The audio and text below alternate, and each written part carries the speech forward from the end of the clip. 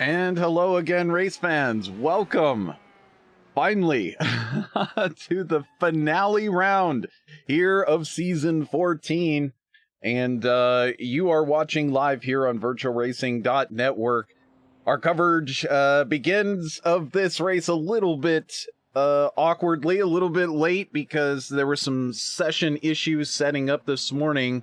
Didn't quite have enough enough race time in there to actually get all these laps in. So it's a good thing they noticed that ahead of time. They were able to reformat and get everything up and running.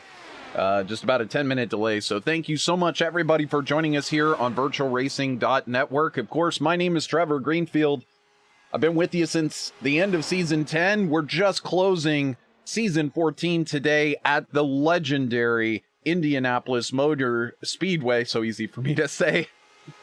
And in case you've been under a rock, the real-life IndyCar series is actually at the Indianapolis Motor Speedway here in the month of May, so it's a very special time. Everybody's minds are, of course, in Indianapolis, and there's lots of live practice, live qualifying today, and so that'll be fun to check out a little bit later on. But in the meantime, we get the stars and cars here of the US IndyCar League for the Care Camps 250, presented by Stick Quick, right here on VirtualRacing.Network. And so all the drivers are out there qualifying now. Of course, you recognize those couple of names at the top of the pylon already getting in the fastest time of anyone. David Strid and Graham Bunyan of Australia showing the way here with very fast speeds to start this qualifying session. 39.09 and a 39.11 for Graham Bunyan. Does not go faster on that lap for David Strid. Their sometimes partner teammate that shows up, Matty Simpson, also of the great land of Oz, now racing with factory setups on the side pod. I'm assuming that's a setup group that they could have been around for 100 years and I just haven't heard of them, but they're not one that I'm familiar with. And so sounds like a new venture for Maddie to get involved with. Would love a chance to hear more about that. But either way, you're looking live here at the final moments of qualifying. We do have several drivers who have not yet taken to the track. Manuel Gomez Esteban, Fahim Rahman, and Iñigo Mardones. And so we will end qualifying, get ready for today's race. Let's see how they're going to stack up out there on the track as they start to grid. Let's get that ever important grid up there for you to see it. There it is, pole position for the final race of the season. David Strid, no problems. And it's been that way all season. Can he convert it into a win here today? That, of course, is everybody's question. Strid always seems to be drawing the short stick when it comes to getting those race wins. And so we'll have to see if he can pull it off today. In the meantime, we'll walk through the rest of the field. So Strid, not yet on the grid. I think a lot of these drivers still trying to get their fuel strategies and everything lined up. Might as well wait in the car in the pits until you absolutely need to head on off. But we'll start with David Strid.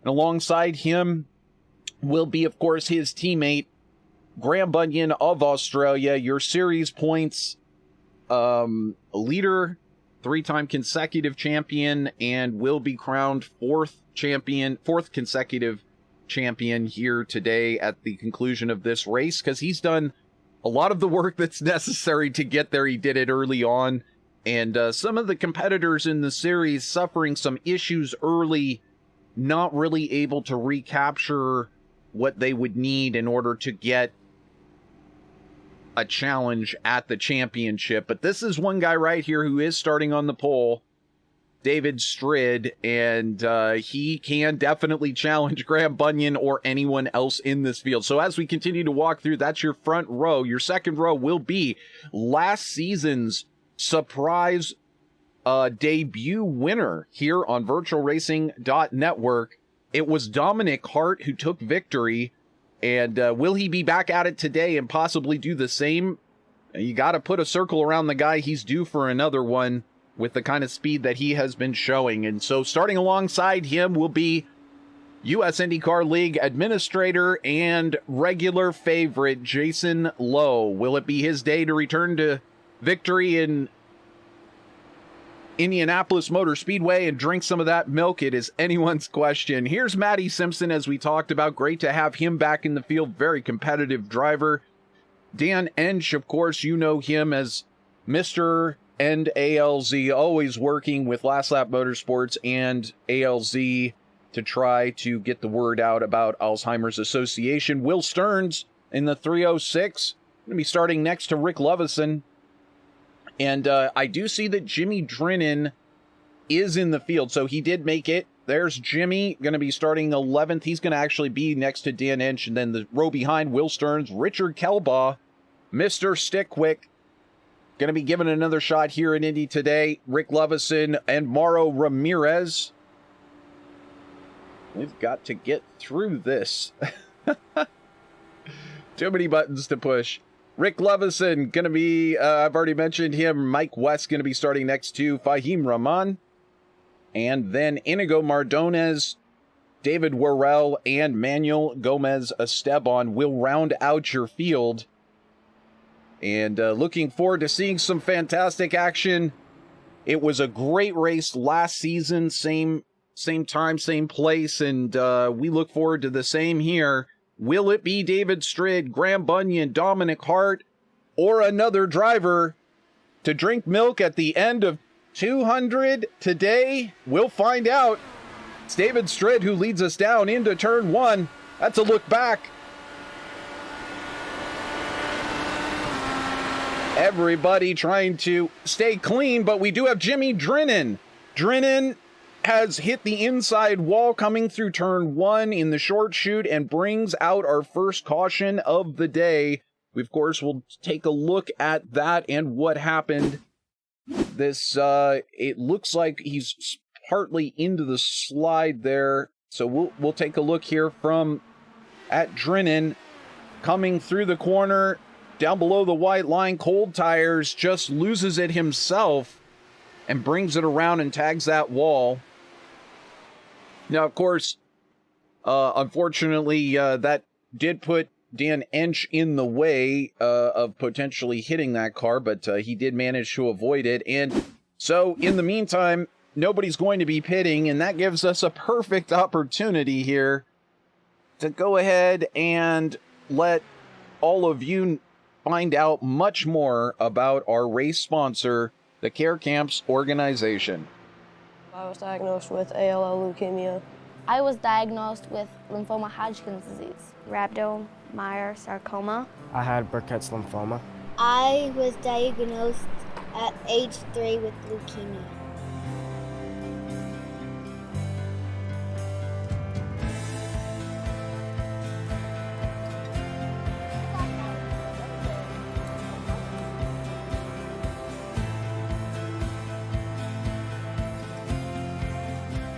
It was hard because I did lose all my hair. During my chemo, I had a tumor in my shoulder, so we had to take out my shoulder blade. I was on chemo for 3 or 4 years. In the hospital for about 4 years. I relapsed when I was 6. I've actually had cancer twice. Of course, you would never think that you're going to be the one to have cancer.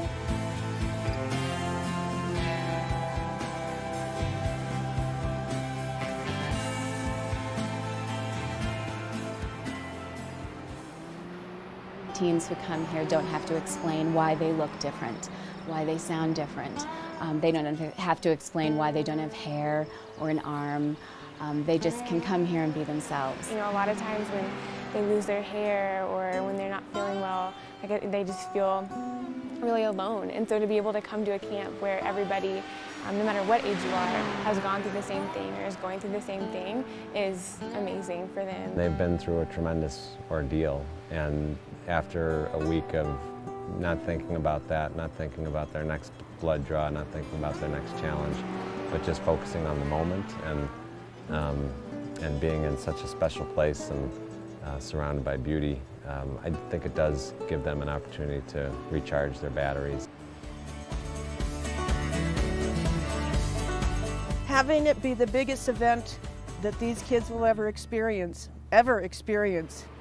is just a massive, massive gift that we can give them. The consistent and generous support that we have received from care camps is extremely important in allowing us to make this a cost-free experience for so many people whose lives have been affected by cancer. We're able to bring all these wonderful kids to camp because of donations.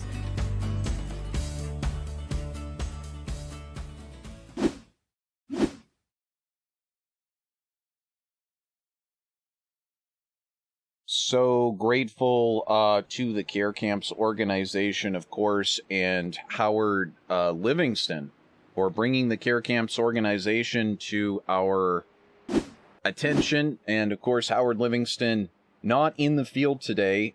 He's been sitting out quite a few races.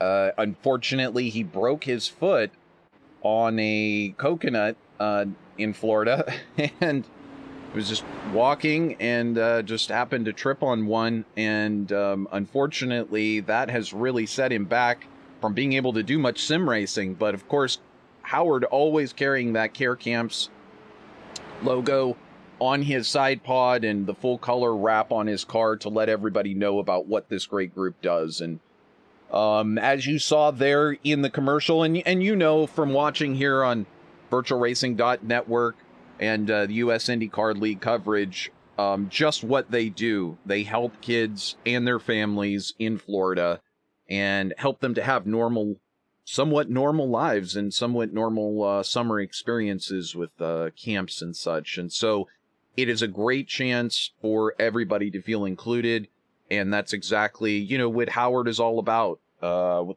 Mile Marker 24 band and all of the things that Howard is doing in his life.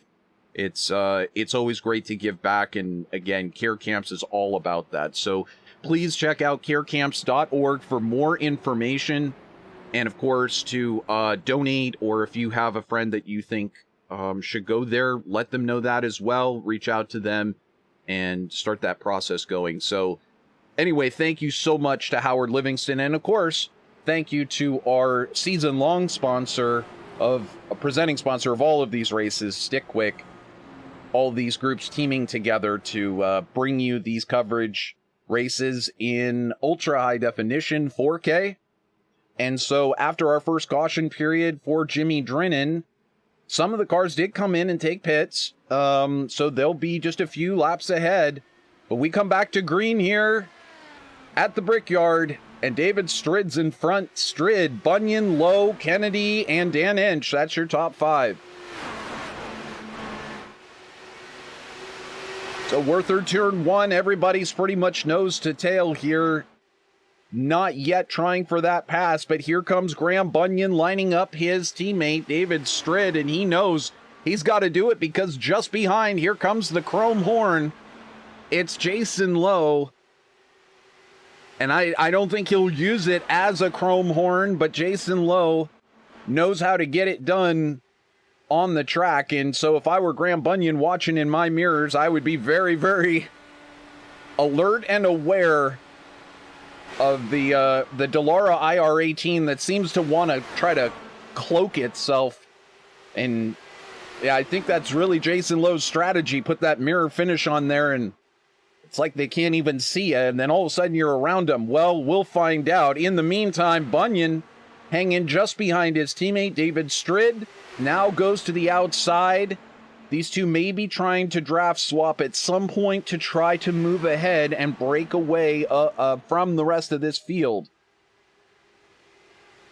as that will be the strategy today. Already working lap number 7 of 100 here at the famed Speedway. Who will it be at the end of 100 laps to drink that milk? That's the question today.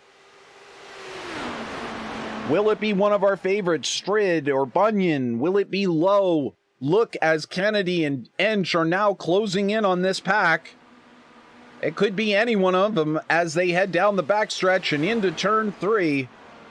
Lowe keeps climbing up into that group at the front.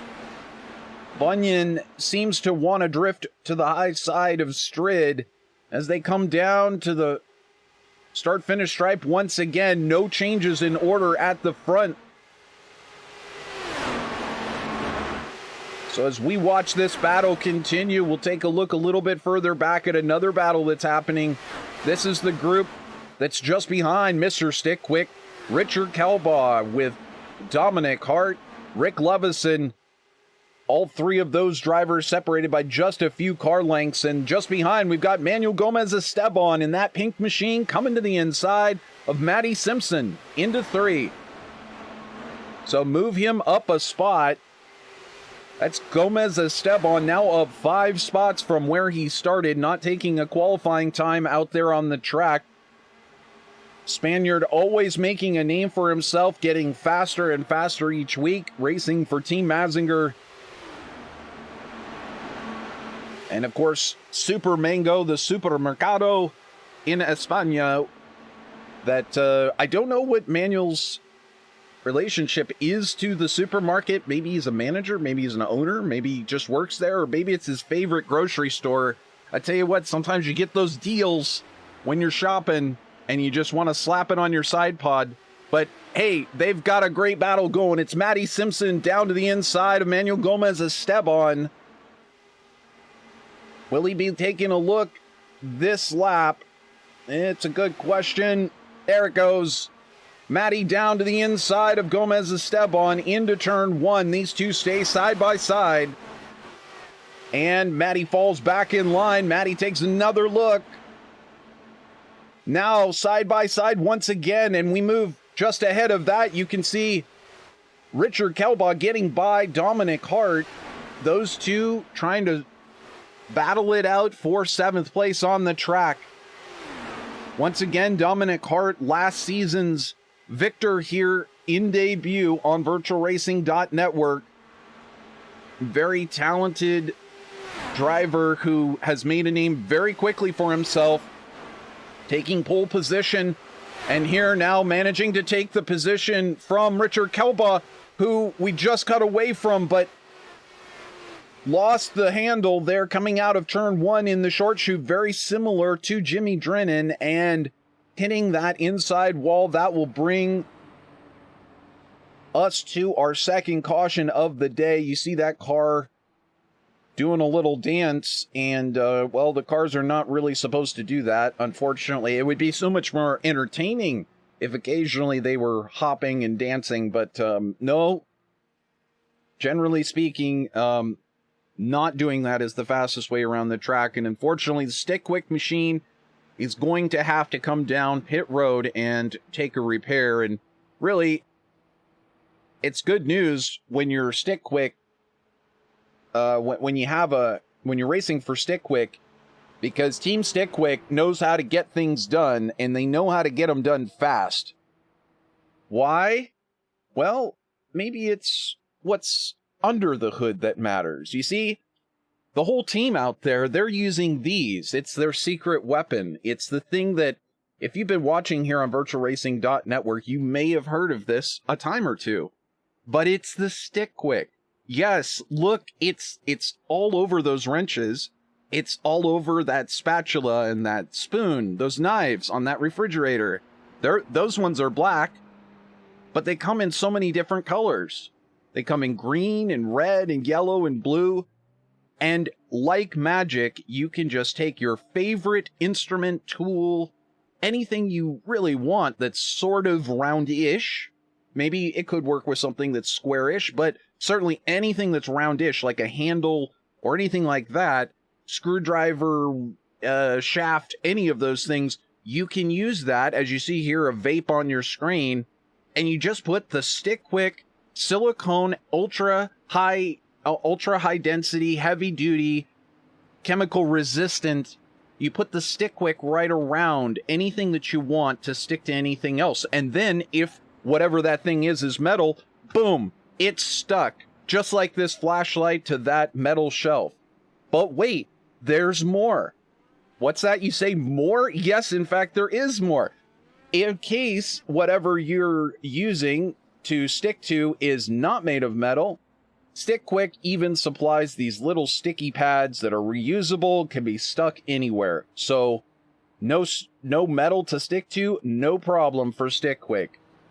It's so easy to get your hands on a package of these. You just go to stickquick.com and fill out a very long questionnaire. You'll hear back in about 6 to 8 weeks. No, wait a minute, I got the wrong information. Actually, it's really simple. You just go there and hit buy. You just hit buy now. And you can get any one of these colors. They come 6 to a package. It's so simple. Just go to stickquick.com, get 1 to a dozen of them, give them to your family and friends. Hey, you know, Mother's Day is over, but Dad's Day is coming up. For that dad in your life who's got that garage that needs complete reorganization, this is the way to get started. Get all your tools up there organized. Get everything in your house organized. Buy a few packages of these. Okay. We've sold a few, and hopefully you're happy with your purchase there of the Stick Quick. I know I am.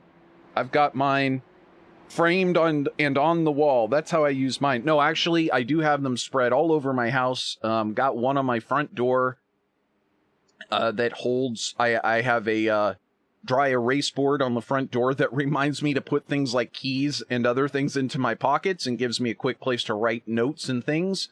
And so now that I was able to stick to my door, but where do I keep the pens? Well, I put a Stick Quick on the dry erase pens, and they're right up there on the door, right next to the dry erase board. So that's how simple it is. Just let your mind run wild with it.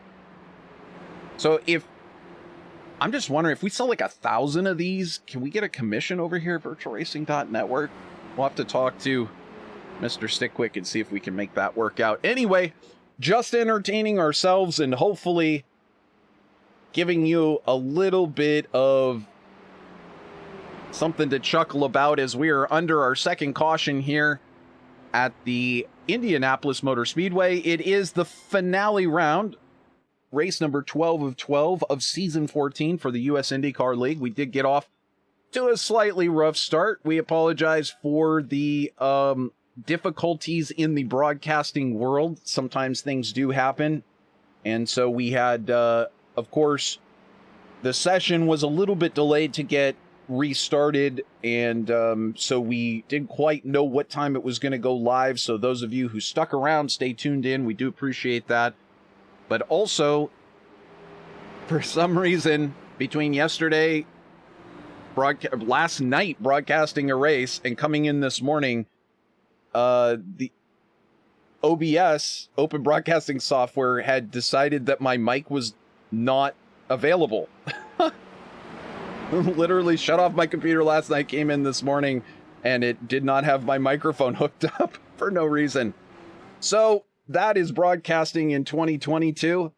Hope you're enjoying this live 4K presentation as we get back underway here in the US IndyCar League. It's the same two who started the race that way, 1 and 2, David Stritt and Graham Bunyan across that yard of bricks. But hey, look who's marched into 3rd and 4th. It's Rick Lovison and Matty Simpson. They chose not to pit this last time when everyone else took some quick pit stops for tires and fuel. And so, as a result, the Berkshire Lodge driver, Rick Lovison, currently now in prime position to get a podium finish. But, of course, he is on that off strategy. Might I also note, Rick Lovison, and we are under our third caution.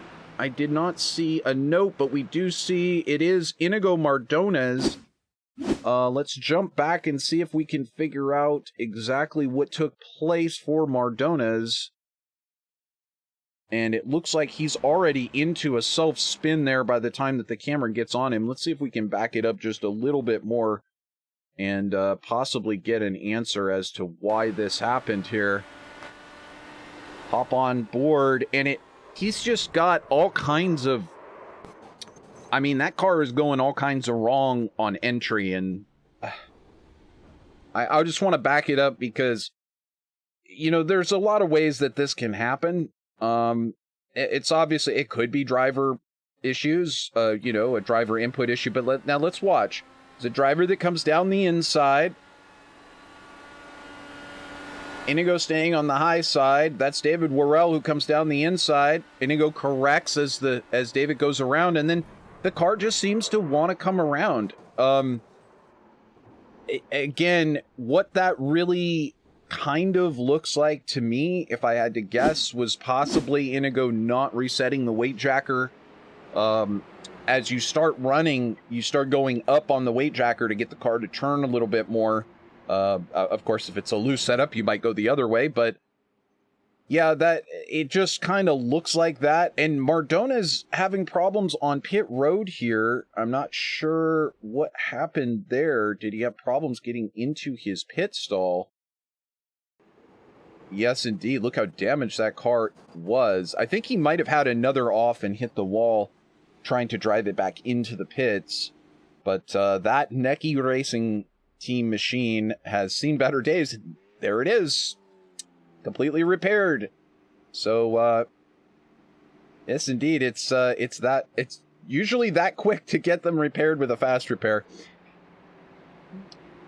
So, this, as we continue here, lap 17, we haven't really gotten a chance to see anybody really work on their green flag race strategy. And so we really haven't seen any of this long-term strategy that we might get play out here in today's race. But so far, some of the drivers coming in for their pit stops, and take a look at some at who those drivers are. There you can see it. You can see that Matty Simpson took, as we did see here on broadcast, he took advantage of that early caution, the very first one, and got some damage repair. Here comes David Strid and Graham Bunyan into the pits. As well as, is that Rick Lovison? No, Lovison staying out, so Lovison will take over the lead here. I believe it's Matty Simpson. So all three of those drivers knowing each other well, and I guess choosing just to go down the warm-up lane and fake that they were coming into the pits. I'm not sure. Maybe they'll do it again and come into the pits. Love to be hearing what's going on those team radios right now. That would be quite interesting. But nevertheless, you can see who has pitted and who has not pitted yet. And Lowe, Kennedy, Ensch, Ramirez, and Esteban all pitting. And you can see, as you look down through the list there, everyone else who has pitted and when they have. But that will certainly change some things up in terms of who's got that extra bit of fuel and who doesn't.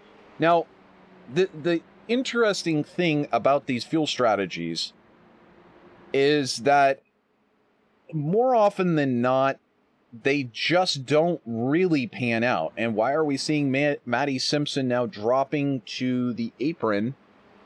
Not sure on that one. It's not really time to be doing ultra mega fuel conserve, step on the clutch and run the apron yet. I don't think.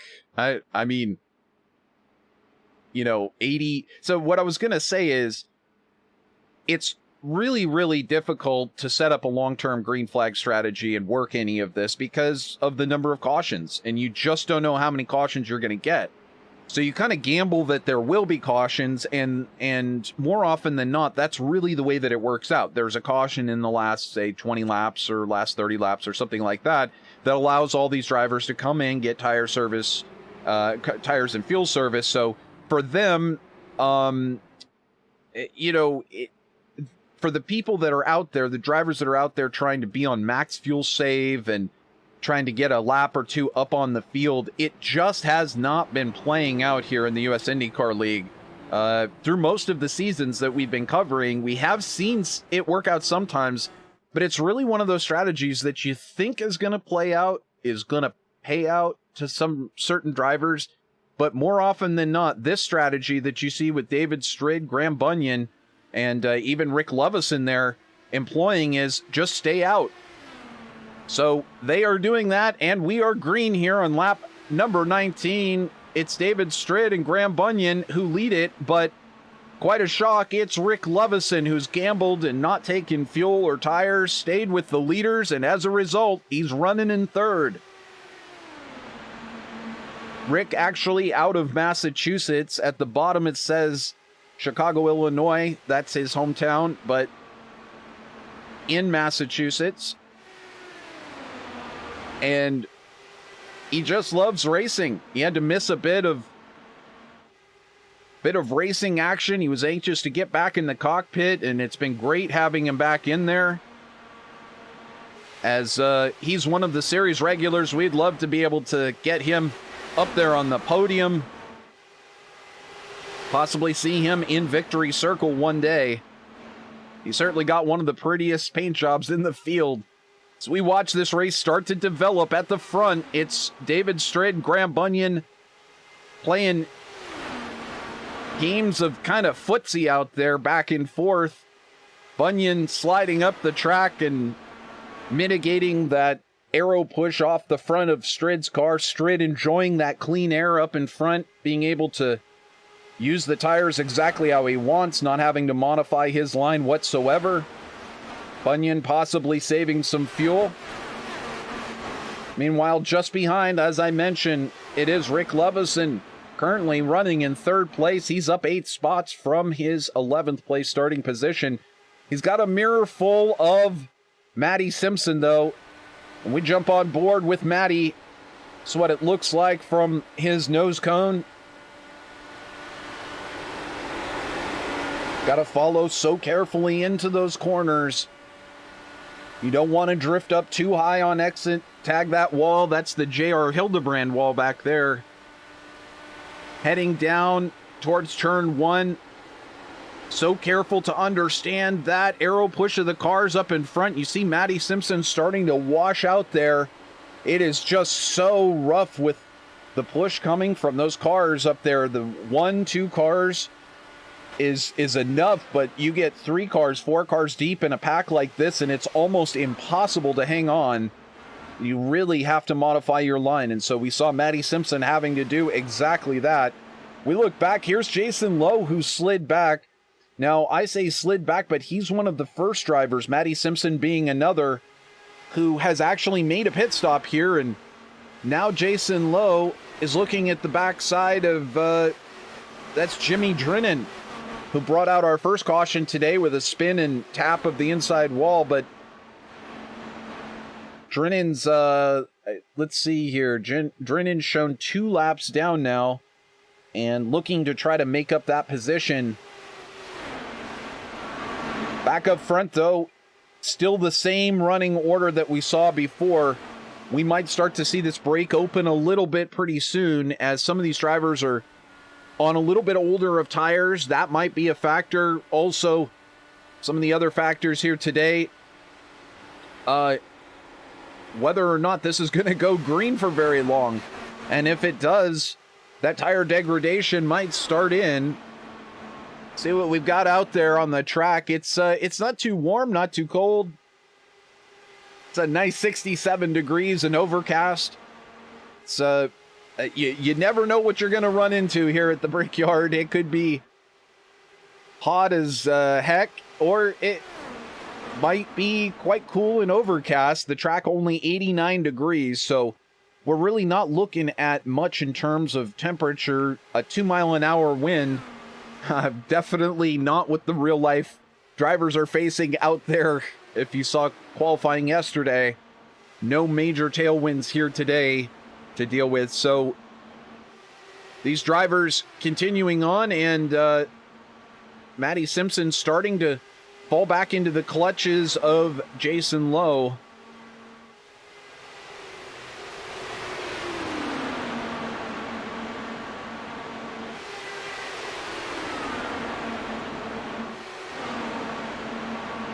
So Jason Lowe looking to return to victory here in the US IndyCar League. Just happened a couple of weeks ago. I think it kind of caught him a little surprised. I mean, you know, as a racer, of course, every time you suit up, you think, this is my day to win. I'm going to do it today. But Lowe has had a streak of bad luck, honestly, this whole season. And he really has fought hard to try to change that. Of course, Lowe racing for the Rescue Ranch. and we had a chance to talk about them earlier in the season. And here comes David Strid down into the pits. So this on lap 27, allowing Graham Bunyan, his teammate, to continue. We'll keep an eye on Strid and see exactly where he ends up returning into the field. So once again, welcome to all of you who are watching us live here on VirtualRacing.Network. And unfortunately, we do hear from the chat room that Will Stearns is out of the race. He did have some issues with, I noticed him blinking a lot in the practice session that I was able to get into earlier. And now we also see Rick Lovison into the pits as well. So these drivers who chose not to take their pit stops on this last round are now starting to have to look at doing that. And that is definitely going to change the running order here momentarily. Graham Bunyan, Matty Simpson, currently you're 1-2, but Bunyan, no pit stops. Matty Simpson, 2 pit stops already. Says the last pit stop was on lap 2 for Matty Simpson. And then you've got Jason Lowe on lap 12. So quite a difference there as we see Bunyan, the champ, headed into the pits and a little crossed up on braking there, getting down to the right speed, but managed to do it. Of course, another one of Bunyan and Strid's unofficial teammates stepped in last week, for those of you that were watching out at Auto Club Speedway, California in Fontana. AJ Burton stepping into the Dallara IR-18 IndyCar here in the US IndyCar League and going out there, taking pole position, winning the race in, dominant, impressive style. Here comes Matty Simpson in for that pit stop we've talked about. Getting in some good screen time for his setup factory. I'm sorry, factory setups. Good looking race scheme. Very easy to read. I'm just the one who can't read it. Jason Lowe. It's not a pass for the lead. He's already in the lead. So Jason, with that fabulous pit strategy, now assumes the lead after finally getting around the lap car of Jimmy Drennan. Drennan, with a ton of oval racing experience on iRacing, stepping into the league this season as a rookie. He's going to try to fight back here and get that lap back. He is definitely trying to fight to climb back into the field. Now, there has been some definite race steward communication regarding lap cars that are trying to fight with the leaders to get their lap back. And of course, in racing, you have the right to do that. But once you're more than one lap down, series stewards have been very, very vocal about making sure that you race cleanly and fairly, and you don't try to hold up the leaders in any way. Nevertheless, here's Jimmy Drennan, who is making that pit stop.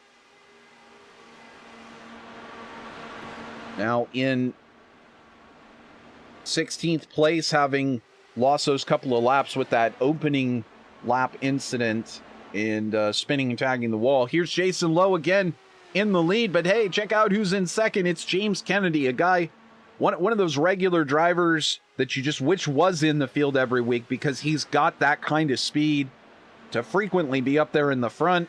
And here he is today doing exactly that. He's had a few different Sparco paint jobs on there. I don't know if Sparco's his like just his favorite brand, or if he's working for Sparco or he's got Sparco sponsorship or something. But I love that metallic blue. It looks so cool. Hopefully it's looking good for all of you out there watching on YouTube. But this is sort of the inverted paint scheme, so maybe a special paint scheme for Indy here. And so cool to have James representing such a great brand. And of course, the reason why we can talk about Sparco and Kennedy racing with Sparco sponsorship is because that brand is in the is in the iRacing paint booth and is available that way. So legally, these drivers can use that. And the smaller sponsors, I don't think we're too concerned about. A little bit difficult to read those sponsors, but just don't want to be flashing any big messages out there for companies that don't want it, if you catch my drift. Speaking of companies that do want all the publicity that they can possibly get, and drivers who are racing hard to get that screen time and get that publicity, it's Dan Ensch, one of the regulars here in the US IndyCar League. He's well known for his fuel saving. He's known for being a master of trying to pinch every drop and save it. But he also is known for his dedication and his tireless efforts to try to raise awareness for the Alzheimer's Association and everything that they do to try to end Alzheimer's. And of course, we did get a chance to talk about Alzheimer's and what ALZ.org does for them, for those who suffer and for other families. It's just a great resource of information. If anybody you know is suffering, it's a great time to find out more info and find out how you can help. So, nevertheless, Ensch, despite all of that, I mean, social consciousness, one thing, racing capabilities is another, and here he is, the Indiana driver from Fort Wayne, up there in third place, racing around the Brickyard. It's a dream come true for anybody who lives in and has been to the Indy 500, and Dan told me one time how many times he's been to the Indy 500. It's a ridiculous number of times he's been there, so of course he's raced here many times in iRacing, but I think if he could take victory here today, that would be incredibly meaningful for both himself and obviously the US IndyCar League and obviously the Alzheimer's Association. In the meantime, up front, it's Jason Lowe who is in the lead, but separating him from that beautiful blue and white machine of Kennedy is Jimmy Drennan. Jimmy Drennan continues on. It's Lowe and Kennedy into the pits. Lowe really fast into the pits there. You saw him with quite a bit of brake smoke coming out. That could be possibly a problem. We'll find out here if Lowe is stuck on pit lane for some time. And there, Kennedy as well coming down into his pit box. And, well, we talked about saving fuel. Here's the guy who does it the best. It's Dan Ensch out there, last pitted on lap 12, same as the other two who already came into the pits. And just behind him, Mauro Ramirez. They both come into the pits. Mauro for Black Tiger Racing, Ensch for the ALZ.org Last Lap Motorsports team. And both of these drivers now looking to make their first stops on the day, second stops on the day. So lap 39 brings them in. So now we go back to the driver that did win here last season and is looking to possibly get his name back into that victory circle. Unfortunately, he just really has not had that pace to be up there in the front group. Will it matter? Probably not. Is a very smart driver, and he knows what he's doing when it comes to using these in-car adjustment tools in the cockpit. He knows how to save fuel. He knows how to set up his own race strategy. So don't count Dominic Hart out. He is here in the lead. He is a little off sequence of the leaders, but who knows? That may be the trick to today's race. Mike West now shown in second place as well. So Fahim Rahman, great to see him back in the field. He had to skip a couple of races. Now back out from the pits. Also racing for Black Tiger Racing. Great paint scheme going on there. Iñigo Mardones, after his earlier incident, he's got everything taped and glued back together. Necki Racing team getting him underway again. So Dominic Hart pulls it in. Now Hart and West going to be taking their pit stops. And that will very shortly give over the lead to Jason Lowe once again. As Lowe sweeps through turn 4 and out and across the yard of bricks. He's back in the lead, and we now have a battle on our hands. Somehow Lowe, with that round of pit stops, managed to eclipse our champion, Graham Bunyan. So now you have 7 straight championships within 2 car lengths of each other. Of course, I'm including this championship for the man in blue and black there, Graham Bunyan, sitting second in line. But you've got 2 great champs about to do battle here at the Brickyard. Jason Lowe leads this one here at the Care Camps 250. You're watching the season finale for season 14.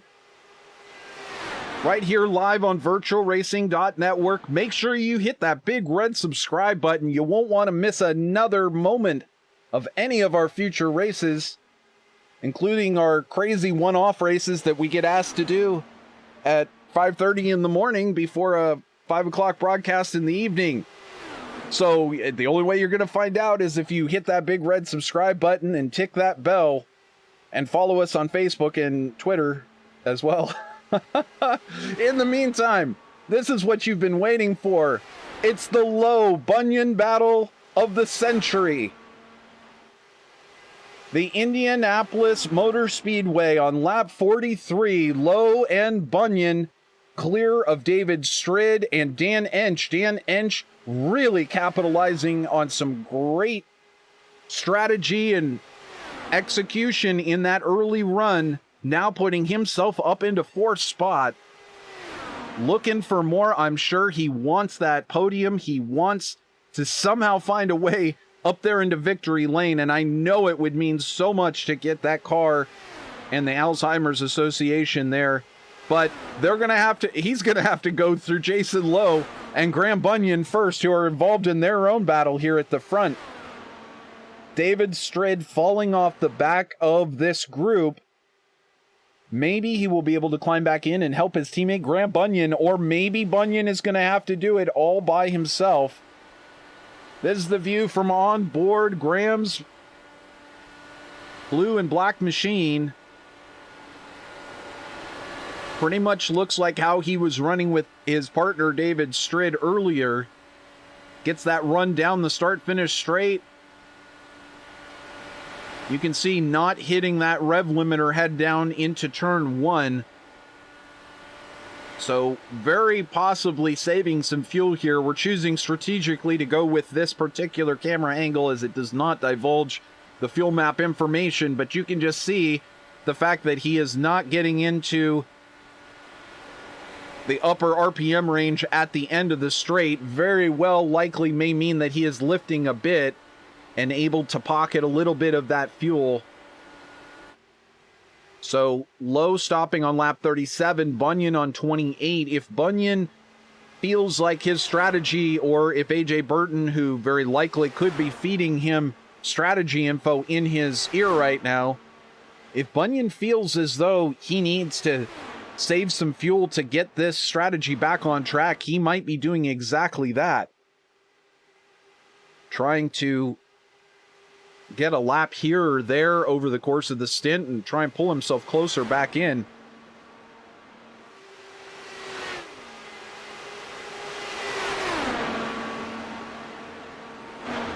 So by my calculation, though, it's going to be a tough one. And now we've got David Strid coming in. I mean, I was trying to figure out when everybody would be coming into the pits, and this actually seems like a really good move by Strid, because by my calculations, so this would put 20, 40, 56. So you would be looking at like 56 laps or so. So this could put him in the perfect position should this go green to the end to be set up for the end of this race and have exactly the right amount of fuel. But again, it does depend on the cautions and depends on who else takes fuel and tires, because a lot of times you don't want to be the last, you don't want to be out there on the last lap with old tires when somebody else just took new tires several laps before. That'll leave you as a sitting duck, and certainly that is one of the major negative functions to choosing a fuel conserve strategy, is that typically you are just a sitting duck out there if anybody has better tires on than you do. But that's not the game at hand here, as you see Lowe heading down underneath Fahim Rahman for putting him down a lap. And that's actually allowed this gap to kind of open up between him and Graham Bunyan a little bit. So good news for him. Also, Matty Simpson, Rick Lovison now pitting. And we are about to cross halfway here for the Care Camps 250. Hope you're enjoying it out there. We've already had a chance to learn a little bit more about the Care Camps organization and what they do. And once again, we're just sad we don't have Howard Livingston in this race, because he is always somebody who we love to focus the camera on and get that great paid job in there, but also talk about Care Camps. And there's always a chance that Howard will be on the podium or have a chance to chat with us here in the booth. So Howard, hey, if you're out there hanging out, you want to chat with us, just drop in and say hello. I'm sure all of your fans would love to hear from you. But we also know that Howard lives a very busy life down in Florida, and I'm positive he's a lot like me. You make the time. You make the time to get out there and race on Sundays, but if something comes up and you can't make the race, hey, there's like 1,000 things to do. I've got a yard for me waiting for me to go out there and finish pulling weeds and doing other things. And Howard's got boats to go play with, dogs around to pet and hang out with. He's got a great family life going on.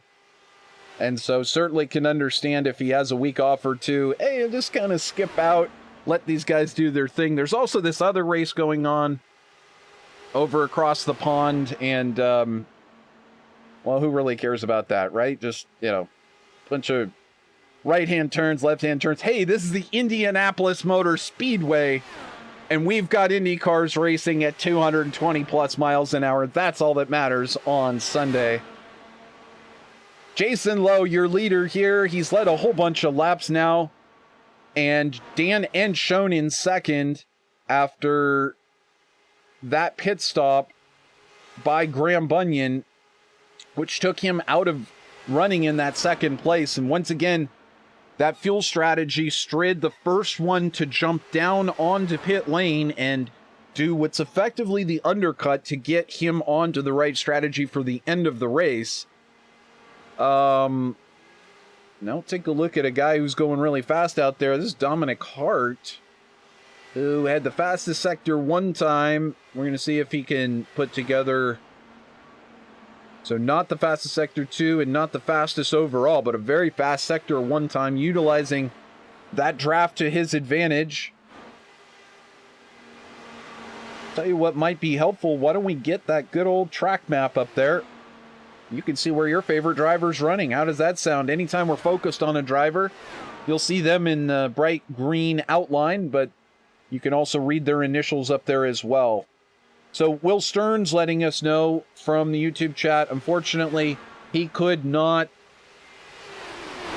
Yeah, that connection is too much, kind of blanking out on him.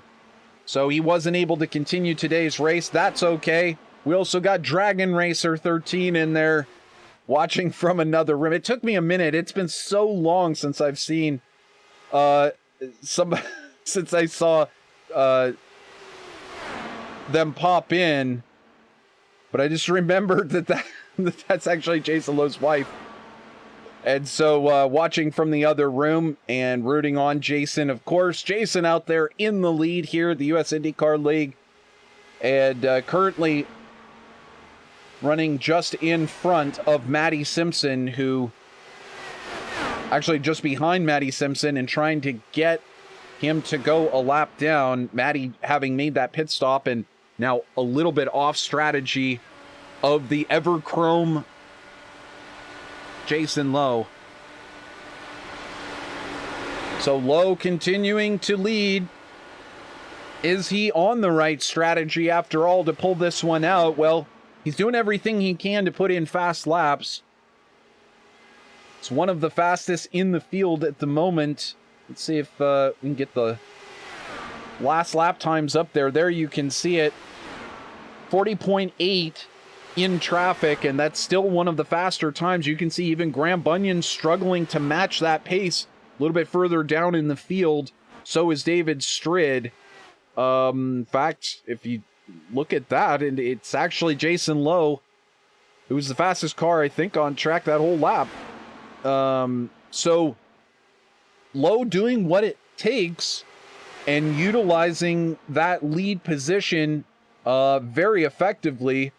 And here they come up on the back of Matty Simpson and David Strid. Now, these two are teammates, and they do, in fact, Jason Lowe does get by both of them.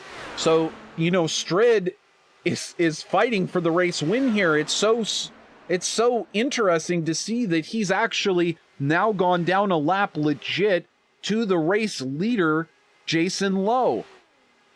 So, I mean, that was just a straight up pass to put David Strid down a lap, and you can see Strid fighting for that clean air. He does not want to go down a lap. He does not want to get stuck behind one of these guys and have to work on that dirty fuel line. Dirty fuel, dirty air line, dirty fuel. That would be a whole different set of trickery. We haven't seen anything like that.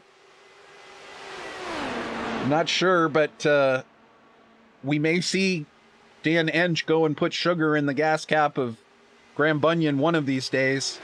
Just saying, that could happen. In the meantime, here's Manuel Gomez Esteban pitting from, I believe it was 5th position a moment ago, and really rocking that bright, hot pink. It's just that's just a flashy paint job. He's really gone through some work to put that together. And I do now have Howard Livingston possibly going to be joining me here in the booth here in just a moment. I do not have his mic lined up, so when you're ready, buddy, just let me know. We'll get you here in the booth. But we got Jason Lowe, who is in the pits. You see that taking service, so giving up that clean air, running up in front.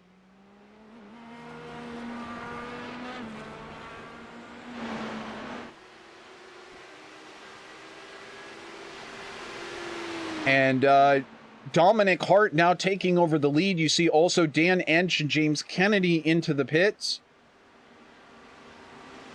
Fahim Rahman also into the pits from 13th. So these drivers now taking that service will be their second to last stop of the day, unless they decide to pit under a caution for quick tires and fuel. Dominic Hart now in that lead. And he was a shocker last season. Is he on the right strategy here? That's a good question. We're going to have to find out. Basically, what I'm looking at here is,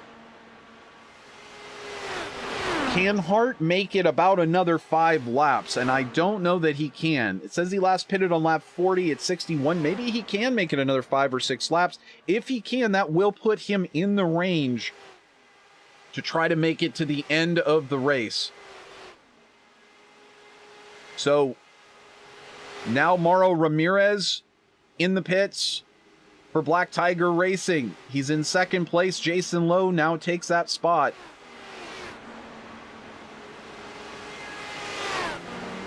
And Hart will be coming into the pits here momentarily.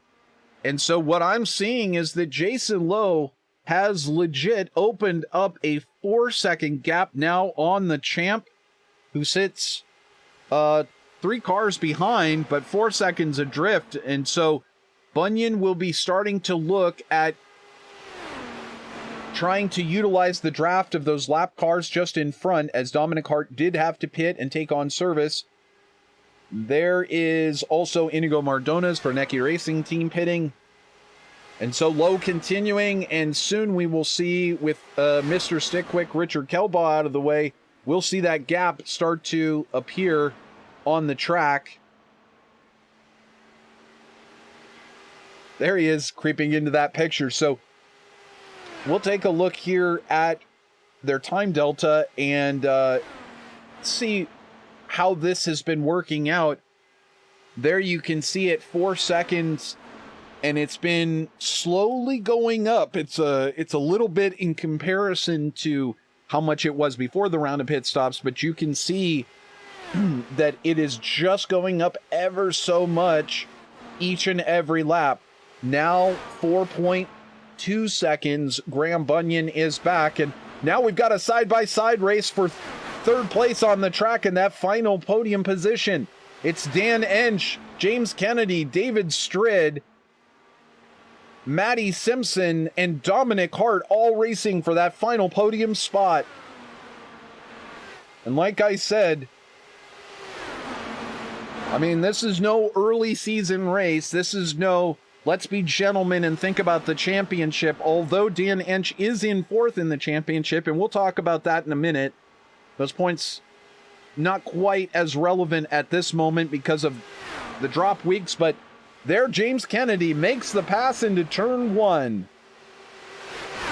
So move Kennedy back up into that podium spot, and Ensch will have to look at that tail of the Sparco machine and try and figure out how he can get back by. In the meantime, it's now opened up to a 4.25 second gap between Jason Lowe and Graham Bunyan. So Bunyan not quite able to clip into that lead that Lowe has opened up. And we have this battle happening now for third place on the track between five different drivers. And Ensch sends it down into turn one, the same that Kennedy did the lap before. Ensch back into third.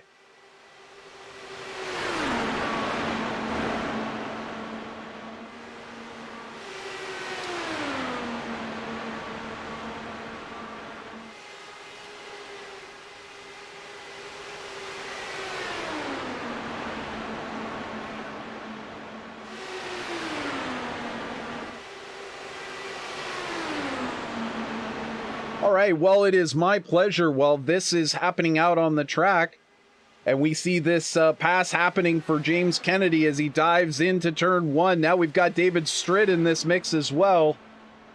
It's actually my pleasure to welcome to the booth for the first time as a co-commentator for a bit, Mr. Howard Livingston, who normally is out there racing for the Care Camps organization. But hey, Howard, any way that we can get you here in the booth, it's a great pleasure to have you here, and welcome to VirtualRacing.Network on the commentary side.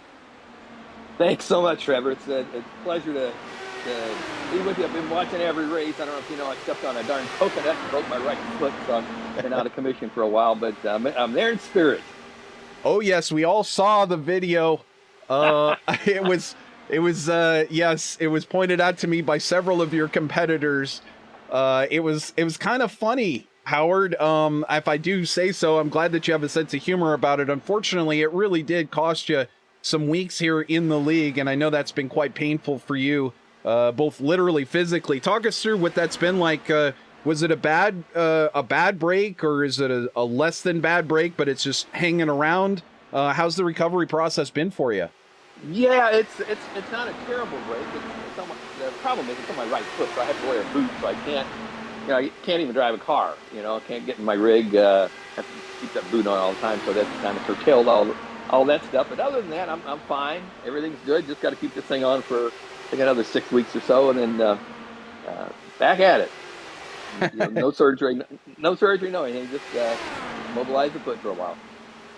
Well, and so now, how painful is it to just watch these drivers go around? I know you wanted to be out there for the Care Camps organization and taking a chance on getting victory here and putting yourself into victory circle. Pretty tough to watch this special Indy race and not be able to be out there and compete. Yeah, it is, but I tell you what, it really drives home, because I haven't really been able to watch the races real time. I can go back and watch the broadcast, which I always do. But when you're watching real time, you realize how talented these guys are. I mean, they are.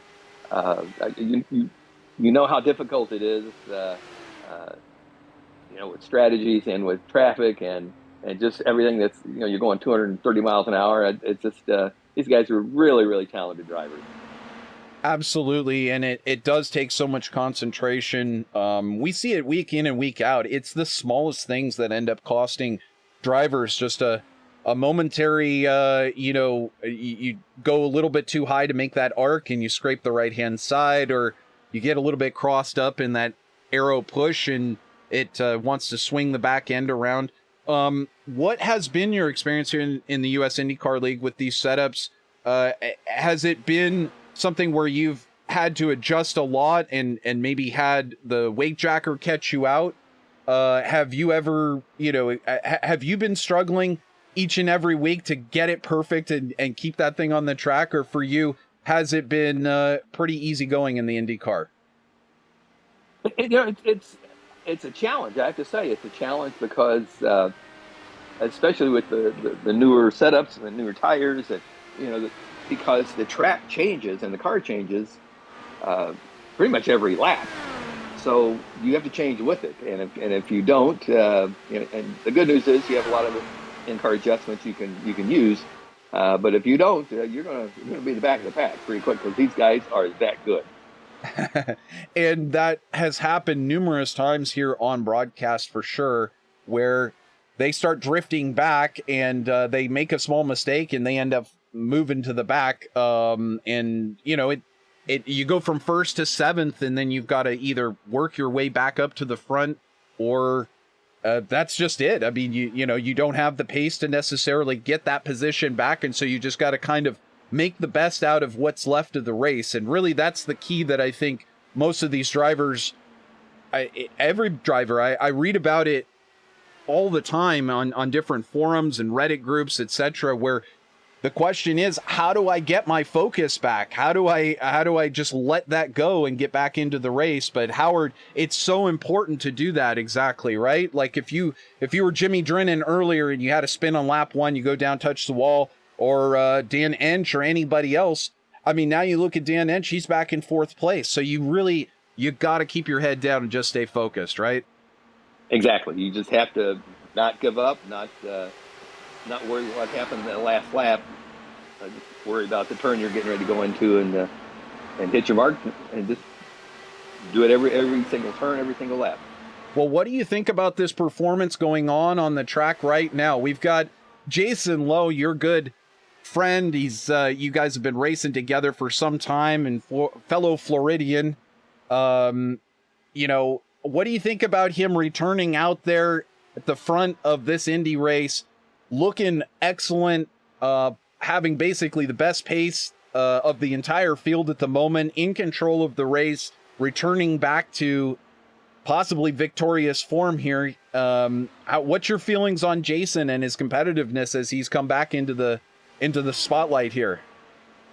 I tell you, this race just brings out how talented he is as well. And, I think he's got his mojo back. It's key to get that mojo, right? Like, you can lose it. I mean, you can go through a string of bad races and just say, what am I doing? And we saw Graham Bunyan. I don't know what he was doing out there. He got really close to the attenuator. I don't know. It's difficult to just back up by seconds, so we're not going to do that on the right now while we're watching live, but that was a bit scary. But yes, indeed, Jason Lowe looking good. He's had some mistakes in the series. He's returned back to competitive form and at the lead of this one. And then in the back of his mirrors, way back there, 7.6 seconds back, is now this guy, Dominic Hart, who came into the league last season with a bang, taking victory here at this same race for the Care Camps 250. This guy's come on really strong. What have you seen from Dominic Hart in this league? Yeah, Dominic, you can tell he's a great driver. He's a seasoned driver. He's patient, And you're seeing that today, and you know, not taking chances. I mean, obviously, you can be aggressive and get up there for a while, but if you're just overly aggressive, you're not going to be there at the end. And you can tell Dominic really has all the attributes of winning races, and as evidenced by the fact that he's been doing it. Indeed, and he's been doing well. He's been on iRacing for a little while and executing very well.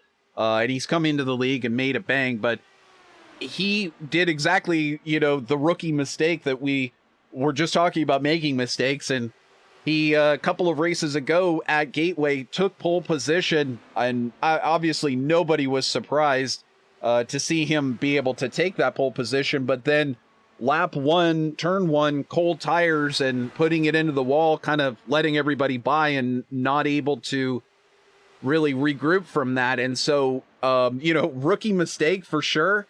But, you know, Howard, it is really about like learning from your mistakes. And so I'm pretty sure he thought twice about cold tires when he started his next race on lap 1.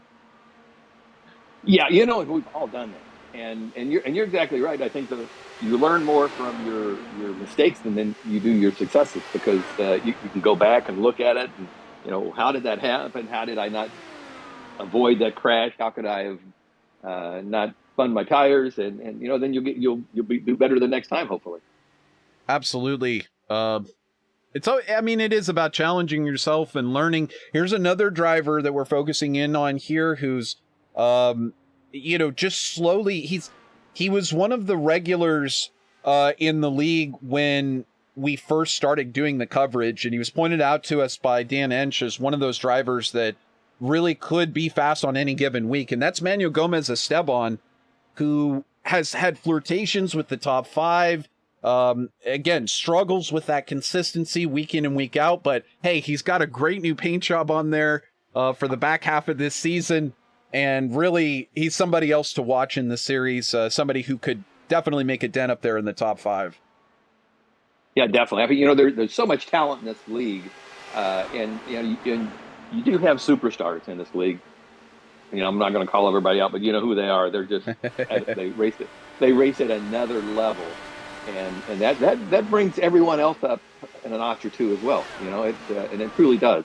So that's why I love this league. It is just so challenging and so competitive, and really good, cautious and safe drivers.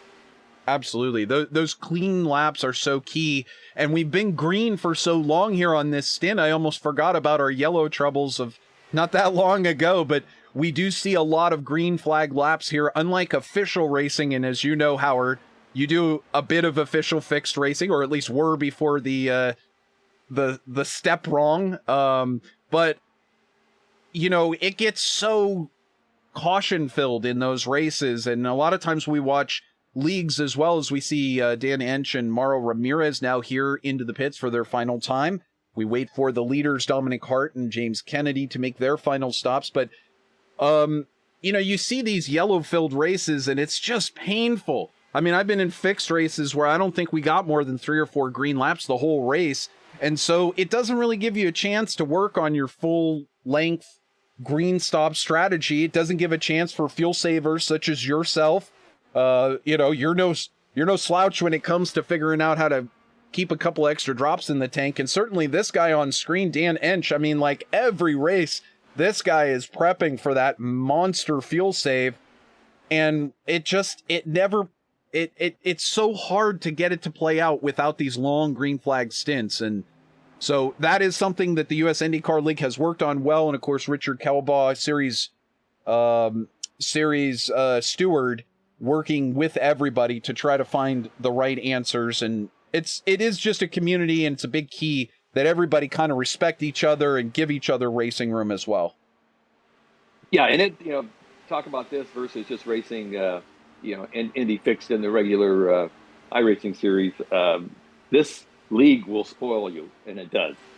You know, you run a regular race on iRacing, you're like, oh my God, we're all my racing buddies. People don't know what they're doing. Well, and so many people just so impatient. And a lot of drivers, I mean, again, theoretically, you could get your hands on racing one of these Indy cars pretty quick, like within a week or so of joining iRacing. If you can manage to get your license up just pretty quickly to a D 4.0, and then you can get into an Indy fixed race. And some of these drivers, they may never have even been oval racing out there. So that's why Jason Lowe very adamant about saying, hey, we want everybody to come out here and race with us. And that's what's brought out drivers like Dominic Hart and Mauro Ramirez and a number of others that have joined, Fahim Rahman, Jimmy Drennan, all these drivers brand new to the league this season. And yet at the same time, there are some basic requirements to come out. We want to make sure that if you are out there racing with Jason Lowe and David Stritt and Graham Bunyan, that you're not going to say, hey, YOLO, send it into turn one. I don't care. And that happens on those official races. So, it does. And it's so frustrating too. Very, very frustrating. But, Graham Bunyan here pitting with 17 to go. This will be his final stop. Of course, he's got that championship in the bag for season 14. No questions asked there. I did do the points before this race, so we might get a chance to look at that. In fact, why don't I get all this junk off the screen for a second? We will do that. But nevertheless, as I mentioned, Bunyan with 3 consecutive championships before this. He'll take a 4th here momentarily, as this one will come to a close in about 15 laps. But we wait to see who will be in victory lane. And we also wait to see if Trevor can find where the button is for the points, which is here. I promise you. There it is. This is how they looked coming into the race. It takes up a lot of room, so I'm not going to leave it up there very long. But Graham Bunyan was your leader coming in with 507, more than 100 points ahead of second place. And you can see why. 7 wins, far more than anybody else in the field. Lots of bonus points that go with taking pole position and leading the race. And so Bunyan, really that benchmark that you've talked about, Howard, he sets it every race. And even great drivers like David Stritt, Jason Lowe, yourself, it's difficult to get up there and challenge somebody like Bunyan, let alone Stritt, but challenge Bunyan on the weekly basis. Can you just talk about what it's like to race with somebody of his caliber who just every week is fast? He's fast in qualifying, he's fast in practice, and when it gets down to the race, he's just always able to be at the front, always able to fuel save, always able to make the passes he needs to. What's it like to race with champion Graham Bunyan? Oh, first of all, I'm going to say, as wonderful as he is on the track, he is equally as wonderful off the track, helping other drivers. Almost every race, he's if he sees someone not doing the turn as good as they could, or he'll jump in the car behind them and follow them around and give them advice. I mean, that's the Graham Bunyan that everybody should know. He is so much a mentor for all of us. But the other side of it, he is he's amazing. I don't know how he does it. He always finds a way to win the race. He could be in last place and 3 wheels or whatever, and he's that good. His pit stops are impeccable. His race strategy is impeccable. And he doesn't make mistakes, and he doesn't take chances, and he's just probably the best driver I've ever been on a track with. Well, he does have a lot of experience, as we've talked about, experience playing a key role here, doing a lot of Indy fixed, and of course he's got some good buddies. It's a list that starts with AJ Burton and also has David Stritt and many others on that list is a good list of friends to have, and they'll keep you in some competitive company for sure. But again, just as you talk about, the fact that he just manages to find ways to win these races every time, that he seems to need to, I think that's the key. He's had some bad races. He's had some races where he's crashed out. There was even a point at this season where he had to start from pit lane. He's had a number of times where he got scared that maybe he wouldn't even be able to make the field due to his scheduling commitments. He's very busy in real life with his work, which, by the way, he's in the healthcare industry and he helps people there as well. Not really a surprise from what you've said of the demeanor of Graham Bunyan off camera, but yeah, Howard, he is a true champion in every sense of the word, on and off camera. And I'll be honest with you, it does get to him that people have, you know, accused him in the past of unfair practices in the league. And we do, as that happens, we have a late yellow that comes out here. I'm trying to get a camera on it. It's Iñigo Mardones, who's still wrecking on the front straight and now comes to a rest in pit lane. And we'll have to back that one up. This happened just in front of the leaders. I don't see anybody else caught in it, so we'll back it up and take a look. I don't know if you saw what happened. He was alone here on the track, looking live, and he just got it loose there. I'm not really sure what happened. That is something else. Kind of got just loose in the middle of the straightaway. I'm going to back it up one more time here, and I know you can't see it, Howard, because I'm not sharing my screen, but we'll back it up for those that are watching and jump on the roll bar. He just gets loose. I cannot figure this one out. Watching in real time here. You know what that is? I know exactly what that is. That is what, indeed, that is exactly what happens when you take your hands off of the steering wheel for any period of time. It's very possible that he had some sort of a distraction in his real life. Different steering wheels work differently, as we see Richard Kelbaugh leading a group down into the pits.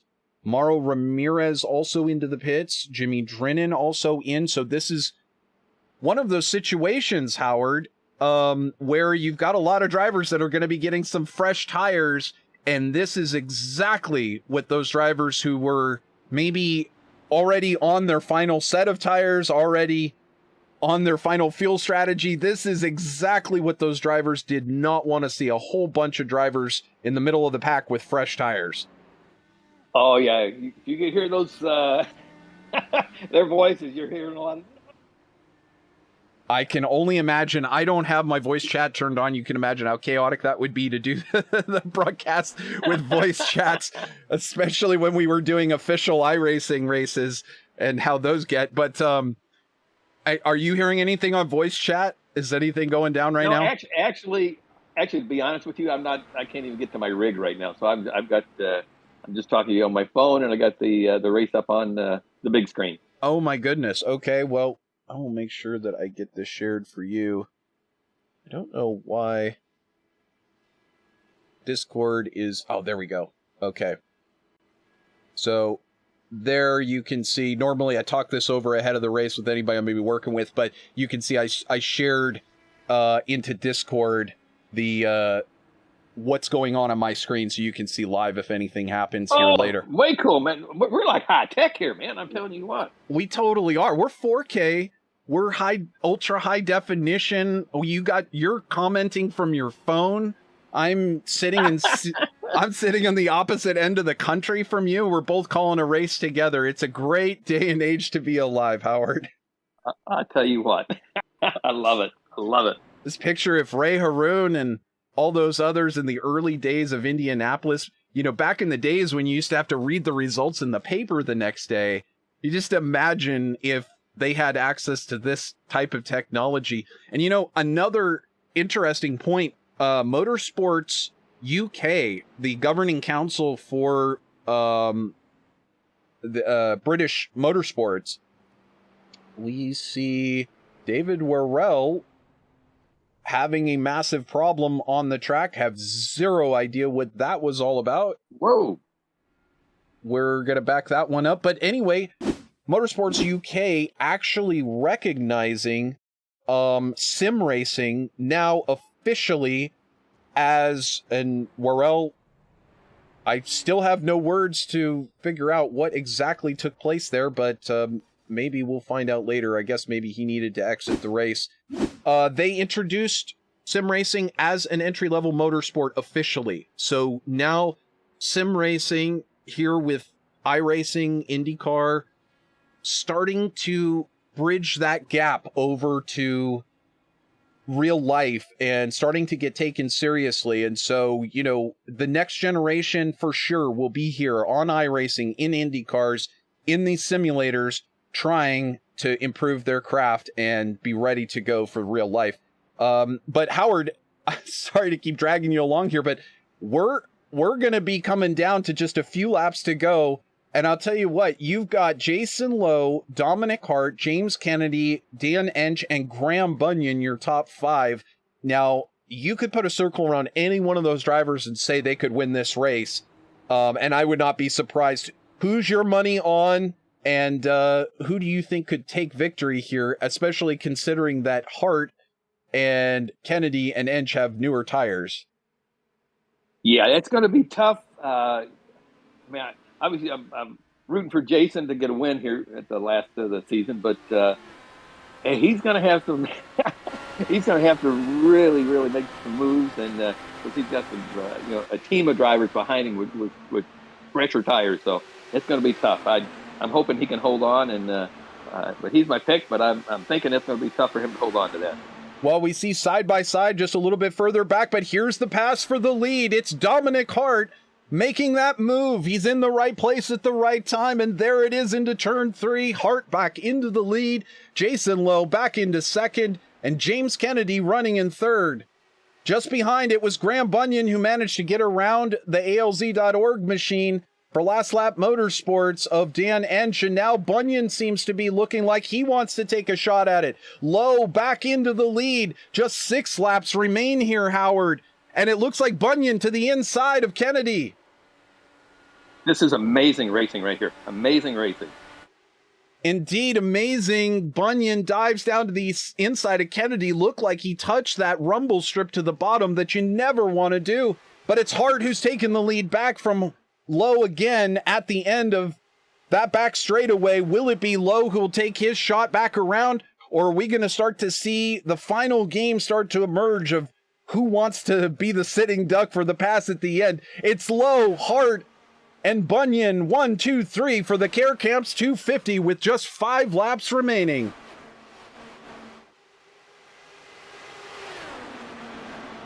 Jason Lowe leading here. Dominic Hart, Lowe weaving, trying to break that draft behind. You know, Howard, it's getting chaotic for these drivers. All those safe bets, all that clean racing out the window. I want to pass. I want victory. I want to be drinking that milk. You know how much Indy means. Oh, yeah, you don't.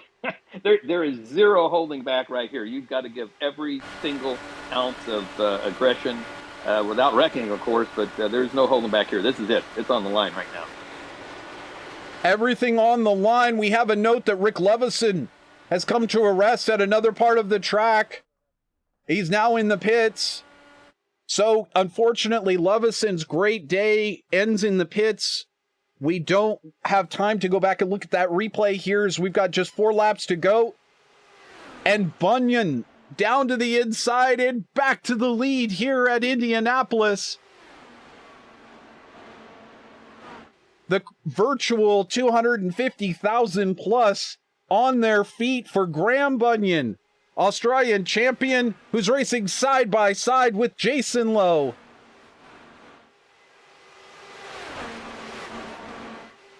Side by side they go through turn 2 and onto the backstretch. Howard, where would you want to be at the end of this one? Do you even know? Would you want to be in the lead at the start of the last lap, or would you want to be in second? I think I'd like to be in second, because you use the draft and you've got some moves you can make. If you're in the front, unless you're pretty lucky, it's going to be hard to hold that off. It is indeed hard to hold it off. There are ways to do so, but you really run that risk of letting somebody get a run on you through turn 4 and take that slingshot down the outside or the inside. You can't, it doesn't matter how good of a driver you are, you can't cover all of the speedway here There's still room to get by. So Jason Lowe now making his move to the outside. Side by side, they go through turn 3 for the victory here. Just 2 laps remaining. They work their final couple of times through turn 4 and onto that front straightaway. We're going to see a white flag this time by. There it is, the white flag for these drivers as they head into turn 1. And it's Bunyan to the inside of Lowe. Side by side, they continue around the speedway. Who will take victory here in the Care Camps 250? We're 2 corners away from finding out. Lowe looks to the outside. It's Bunyan on the inside. It's Hart just behind. Will he have something to say about it? Lowe for the final time on the outside through turn 3 and 4. Down the front stretch they come. It's Bunyan with the lead. Will he take the victory?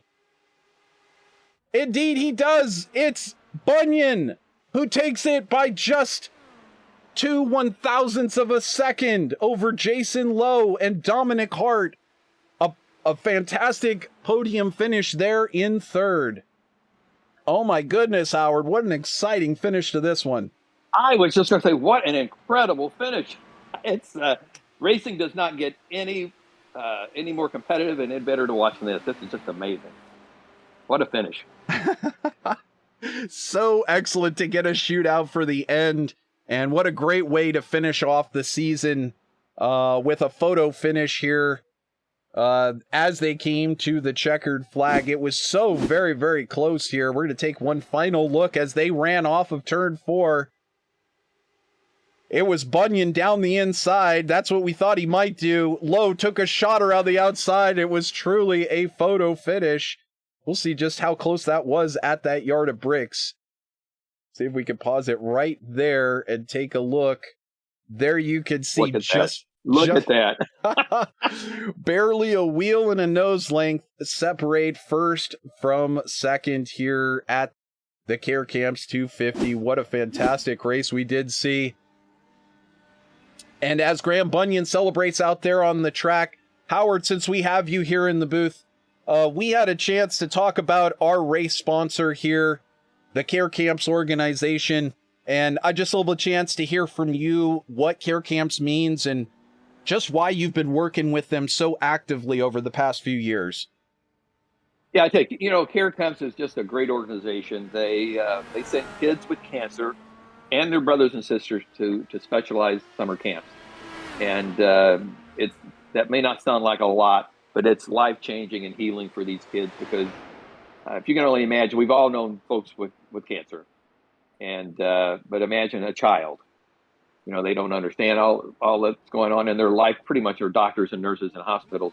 This gets them out of that environment and makes them realize there's a world out there that they can experience. And it gives them hope, and it's just absolutely incredible. So we've been very blessed to be a small part of that over the years. And obviously, it's so great to have you bring attention for that great group to us here on VirtualRacing.Network, and obviously all of the fans and the competitors here in the US IndyCar League. So appreciative for you bringing the awareness. But of course, anybody who is suffering from cancer or their children, their friends, it's a great chance to just kind of get a little bit more support and perhaps look up carecamps.org, find out more of what they do, and it might be a great fit for that person in our lives who really does want to, a child who wants to live a normal summer life. I got to go to summer camp, and I know lots of people also who did, and we had a great experience, and that's not available for so many young people who are suffering. And what a great chance to allow them a chance to do that, but also support their family members and friends who are there with them every single day and every single week suffering alongside. And so anyway, Howard, thank you so much for bringing Care Camps to us. And we did get a chance to play that video earlier, but every single week we get a chance to see the Care Camps machine out there. And hopefully in just, maybe 4 weeks, 5 weeks, you get that cast off and we get a chance to see you back out there on the track and doing battle? You got it. It comes off in July, so you'll see me there for sure. Okay. Well, sometime during the season, but in the meantime, keep posting all that good stuff out there on Facebook, if you would, for us. We love seeing all those beautiful sunsets and what you're doing with your band and with the puppies. But also, please come and join us in the booth here. It was fun doing this. If you have the time and you're not too busy with the rest of your life, it was a great time out here. Come join us here in the booth. We're pretty bored by ourselves. I sure will. This has been great. Thanks for having me, and congrats to everybody this season. It's been a great season. Absolutely. My pleasure having you here. Hey, thank you so much, Howard. See you next season for season 15. And so that was Howard Livingston, who joined us here, and obviously great to have him with us. We'll look forward to seeing him return to competition here in the league. He did finish in the top of the points, unfortunately not able to finish off the season and get all of the points that he deserved at the end of this season. But we go to our final running order. You saw it here live on VirtualRacing.Network. It was Graham Bunyan who took the win. Jason Lowe taking second. It was a photo finish. Extremely exciting to have here. Gonna enjoy clipping that in a little bit. Dominic Hart taking a well-deserved third. He was on a different fuel strategy, and he managed to get up there at the very end and make it a race. Very close to getting that victory, but not so much here today. So then in fourth place, James Kennedy. Fifth goes to Mike West. Sixth to Dan Ensch. Seventh, Mauro Ramirez. Eighth, David Strid. Ninth, Matty Simpson. 10th, Manuel Gomez Esteban. Fahim Rahman brings it home in 11th. Richard Kelbaugh in 12th. Jimmy Drennan in 13th. Rick Lovison 14th. David Worrell 15th. Iñigo Mardones in 16th. And Will Stearns, unfortunately, had a disconnection and was not able to finish today's race, finishing it up in 17th. But it was a good race and a nice full field. Great to have all of those drivers with us. We'll get a chance to talk with some more drivers here in a minute, but we're going to go ahead and welcome our winner and series champion to the broadcast. It is, of course, Graham Bunyan, who now makes his way here into the booth, fresh off the track. And hey, Graham, great to have you here once again. This victory felt a little different today. Walk us through how you managed to get to victory lane here for the Care Camps 250. Oh my God, I'm worn out, absolutely worn out, man. That was Jason's race. He had us on strategy, man. That caution didn't come out. That was his race. I could see he was trying to save fuel, and yeah, amazing, absolutely amazing. It was amazing. It did look like you and Strid were off to the typical Bunyan and Strid start, out in front, controlling the front of the race, and possibly looking to work together to move away from Jason Lowe. But Lowe had the speed today. He managed to hold with you guys pretty well through the rest of the race, use that draft, and then things kind of started to change for you. Can you talk about how that fuel strategy all went down and the pit strategy?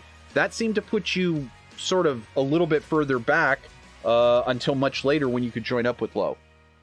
Yeah, look, it pretty well went downhill from the caution on lap 15. Everybody pitted around that time, which gave them an extra 10 laps, 18 laps of fuel on what I had. So my fuel strategy was out the window from there.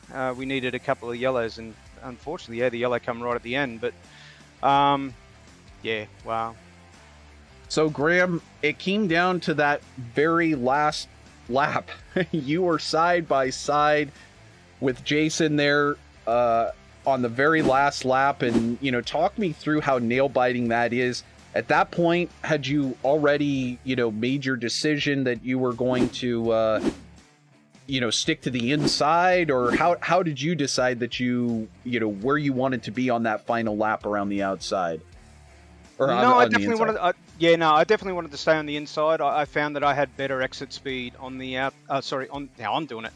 the inside. Out of 3 and 4, I was having better exit speed, which I could sort of come up a little bit higher in 3, which hopefully put Jason off a little bit. But I got a really good exit there on turn 4 on the last lap, and that was it. I sort of went up high to trick him. I was going to stay low, and he didn't have the draft from there. So If he had had that draft on my Exeter 4, it may have been right down at the line. I think he would have just got me. But yeah, I think clever move on my half of moving up high. I was going to stay low, but yeah, I'm glad I didn't. And there you go. And so managing to control that draft of the car behind you, keeping them a little bit off of being able to get that monster run onto that front straightaway, so key to getting victory in these Indy cars and mitigating that run from behind. How scary was it seeing the end of last season's winner, Dominic Hart, suddenly in the picture, suddenly in third place, and with a chance to slingshot both of you? Obviously, he's presented a few issues this season that have been a little worrisome. Oh yeah, look, Dominic's great. I think if he had clean races week in, week out, he'd definitely be up there in the points and definitely be up here on the podium all the time. When that caution come out lap 9, I thought, oh, here we go, repeat of last season. I wasn't going to pit. I'm just trying to think. I think those guys pitted last season. I wasn't going to pit again, so no, I pitted. That's right. Yeah, I pitted. They stayed out. So no, yeah, I did the reverse. Stay out, don't go in. Well, that's usually the recipe for success in official racing. Just keep staying out. Don't pit. Keep the track position. But yeah, it did kind of spread apart. There were some different pit strategies. Ultimately, though, Graham, you took victory here today, and you did it by the skin of your nose this time. But that's kind of been the story this whole season. You had a setback today. You weren't necessarily on the perfect fuel strategy, but you adapted. You made it work. Then you found a way to control the race at the end, and you continue to look like the champion that has been crowned here for the 4th consecutive time here on VirtualRacing.Network. That's an entire year's worth of races. Graham Bunyan has been the champion of the US IndyCar League. How does it feel to be so successful? And I know you don't set out every single week to win and be the champion, but I mean, how does it feel to actually say, I've got 4 straight titles to my belt and nobody can beat me? Actually sounds better when you say it's 12 months. Look, yeah, no, it's a good feeling and it's not a good feeling. I enjoy being up there. I've always said I'd just like to finish a race. If I finish at the front, then I'm happy with that. If I finish at the back, then so be it. I find it a waste of time if you turn up and 3 laps later you're wrecked. So, look, everybody's done an amazing job this season. Absolutely amazing job. A few little issues we need to sort out for next season with a few things, but look, I'm sure next season's going to bring something bigger. And I did hear you talking away there, and I had no fuel strategist in my ear. He wasn't around today, so yeah, crazy.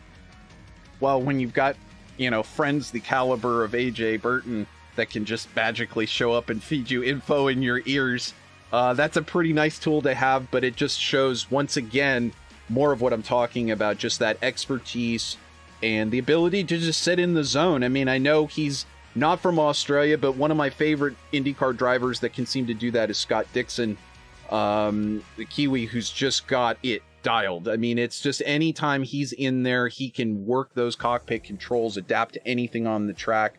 And, you're definitely cool and collected, very much in the same vein as Mr. Dixon is. But congratulations.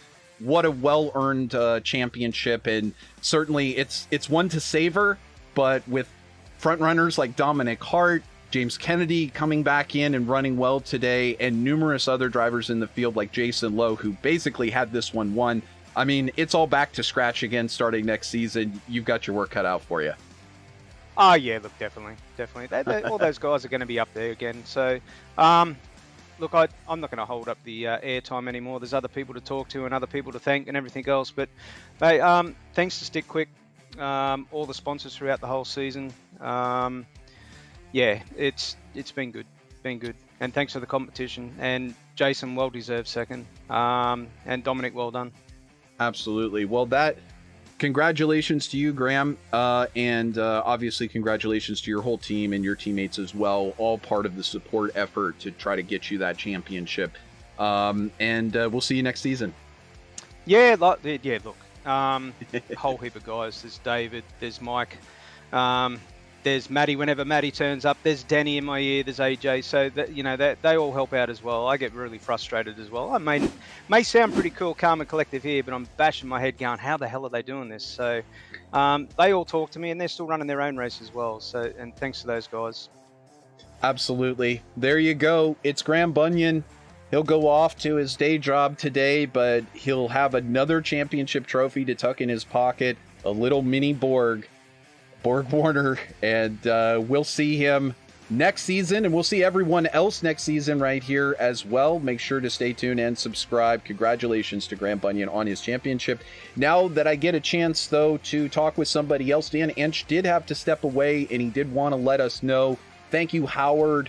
Thank you, Trevor, for all you do. Thank you, Howard, for sponsoring. It's a dang shame you couldn't run today. Thank you, Richard Kelbaugh, for Stick Quick and sponsorship there. Thank you, everyone, for a fun season, camaraderie. See you next season. That's from Dan Ensch, full-time racer. Of course, probably has a full day on Sunday as well. He's very much into the church thing, so he's probably got a whole day tackling that stuff. But we do have our third place finisher with us, Dominic Hart, and a great chance to chat with him. Hey, Dominic, congratulations on a third place finish here in a podium position. Hey, how did you manage to pull this one in? We saw you starting in third. It looked like you drifted back here today, but then it was like you were possibly in the right fuel strategy to win. You got that caution, and it looked like you could maybe take victory there on those final laps. So congratulations on the podium. Talk us through your race. Yeah, hi Trevor. Yeah, thanks. Firstly, obviously, congratulations to Graham on the win and also the championship, and Jason on the second. I decided to just come in early. I mean, clean air on this track is a must, really. Driving in dirty air. While the setup was great from David again. So there was very little tile wear as such, but clean air I was still preferring that. So I came in early, and it put me on the right strategy. And yeah, if it wasn't for that last yellow, I know Jason had a 3-second lead, I think, when the yellow came out, and there was a group of three of us, me, Dan, and James, which were all running full speed. And I think Jason I don't know whether he'll admit it. He said he wasn't going to run out, but yeah, I think he's just playing poker. I think he was saving fuel. I think he might have been running a bit of a higher fuel map. I don't know, but we were catching him by a couple of tenths of a lap. So it would have been interesting. But yeah, the yellow just, that ruined all that plan and brought everybody together.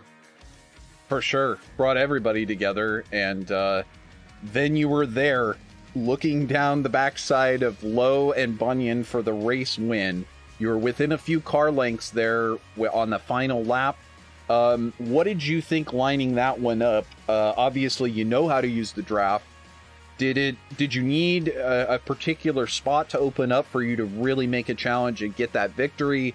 Did you want to take second instead of being in third? What needed to line up for you to get first, or did you give it everything you had? Admittedly, yeah, I was giving it everything. I wasn't sort of holding back as such. I was also conscious because I could see James was right behind me. So any slip up and he would have got me as well. So I really didn't want to sort of do anything that would have lost me third if it came down to it. And with these two, Jason and Graham, running side by side for a lot of those last laps, it was always going to be very difficult. The only real way was going to be if I was going to chuck it in 3 wide. There was a couple of moments I think we went down into turn 1 with about 2 laps to go, and I got a great run. I thought about putting it in the middle, but yeah, that will always end up in disaster at this track. So it's not going to... While I couldn't have done anything about them two for the championship, so keeping where I was is actually... I've just had a quick look myself because I was curious, and it put me back in 4th for the championship. So I'm happy with that, with the first championship. So yeah, that was it really. Did they update the points already? I didn't know if Zaleski had already updated it. Let's see. Yeah, I just had a quick look. It seems to have been updated. Yes.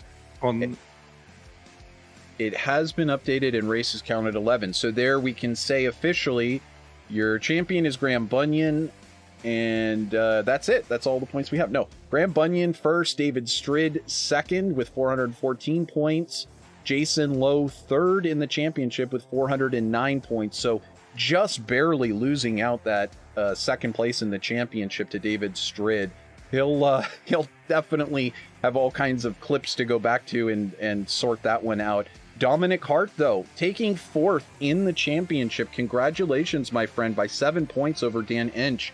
Ensch, a regular here, he knows all the tricks of the trade. Must feel pretty good to come in at the end of last season with one race victory, and then here in your rookie season get a top 5 in the championship. Yeah, it was great. I mean, I had a quick look before the race, so I knew Dan was really the only one I could sort of leapfrog because he started the race in front of me in the championship. So that was my main aim, was just to finish in front of him. And if I could get, obviously if I get a win, it would be great. But yeah, my main aim was finish in front of Dan, so which I did that. So that's really what I was sort of thinking about in those last couple of laps as well. But no, it's great for finishing fourth in my first season. I know I can go quick. I've hopefully shown that in a few races. But my consistency is something I really need to work on. That's been letting me down badly in quite a few races. And I think I would have been a lot further up if I'd kept my consistency going. Indeed, that's probably the hardest thing for us to do as racers is keep that consistency. It's, I mean, it's almost as though these cars and the race is slightly unpredictable. And so you must adapt, as you say, you know, over the course of the race. And then you're thinking about strategy as well. You know, I got to take my foot out a little bit. I don't want to wreck. I don't want to potentially throw away this fourth place in the championship. So either way, you get a whole season 15 to work your magic and see if you can rekindle that. Maybe some more consistency, and who knows, a top 3 in the championship and some more potential race victories under your belt. What do you think? Yeah, I think Graham was nice enough to say earlier. Yeah, I think if I can get my consistency going, I know I'm near enough, quick enough. I think on their best days, I think like Graham, and that might be a little bit quicker than me, just through just their talent and that in this. But I think if I can get the consistency, I think I can be up there. So if they do manage to drop any points, I might be able to give it a bit more of a challenge. But we'll see. That's the aim for next season, really. See if we can get another place up further up. I appreciate your humbleness, Dominic, but you have definitely shown your speed. You took pole position a couple races ago. You've been fast each and every week. I know you're a threat on the radar for Graham Bunyan and David Strid. So if you do get that consistency together, I think we're going to see you up there. No problem in the podium spot each and every week. Congratulations again on your fourth place in the championship. Third place here today at the Care Camps 250. Dominic, anybody else you want to thank before we move on? Yes, just thanks obviously to yourself for the broadcasting all the season and that. Care Camps for the sponsor of this race, and obviously Richard and Step Quick for the sponsor throughout the whole season. It's been great, and thanks to everybody. And also the likes of David, obviously for the setups and everything. Without those, he does a great job with those, as well as others obviously inputting, but mainly David. Without those, we wouldn't be where we are, so thanks a lot. Well, it's my pleasure, and thank you, Dominic. Good luck next season, man. Thank you. So that's Dominic Hart joining us here from third place on the track. Great run today, great run all season, fourth in the championship.